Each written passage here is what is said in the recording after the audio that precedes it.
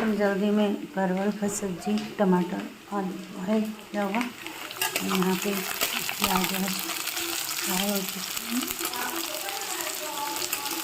है। जल्दी से इसको बना देना सब्जी, क्योंकि आज मेरे बेटा का तबीयत खराब है और वो भी जल्दी में बनाते हैं आलू परवल का सब्जी।